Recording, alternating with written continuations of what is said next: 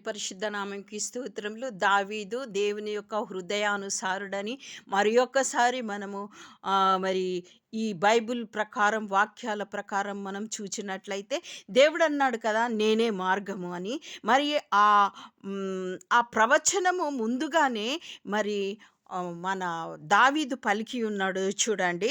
119 కీర్తన 105లో నీ వాక్యము నా పాదములకు దీపము, నా త్రోవకు వెలుగునై ఉన్నది అని అంటున్నాడు. చూడండి, ఆ త్రోవ యేసుక్రీస్తే అని ఆయనకు తెలుసు. వాక్యమైన దేవుడు యేసుక్రీస్తే అని ఆయనకి తెలుసు. అందుకనే ఆయన దేవుని యొక్క హృదయానుసారుడు. ఆదియందు వాక్యము ఉండెను, వాక్యము దేవుని యొద్ద నుండెను, వాక్యము దేవుడై ఉండెనని ఆయన తెలిసి ఆయననే మార్గం అని ముందుగానే ప్రవచించి ఉన్నాడు. అంతేకాదు మరి 119:43లో మరి ఏమంటున్నాడంటే, నా నోట నుండి సత్యవాక్యముని ఏమాత్రమును తీసివేయకము అని అంటున్నాడు.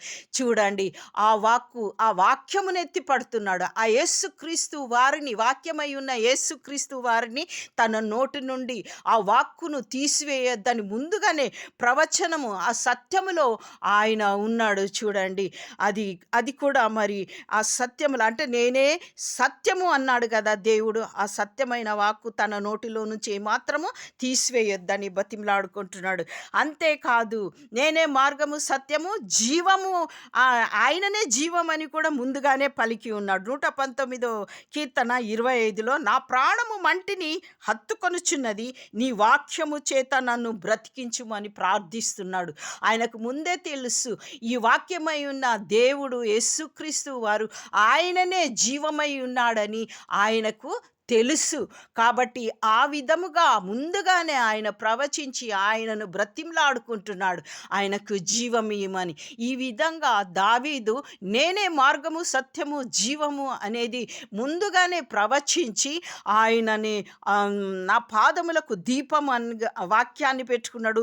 వాక్యము తన నోటిలో సత్యవాక్యమును తీయకూడదని బతిమలాడుకుంటున్నాడు.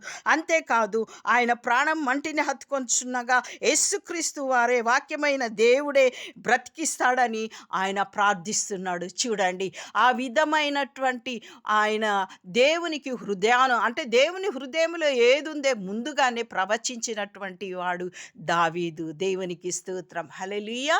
ఆమేన్, ఆమేన్, ఆమేన్.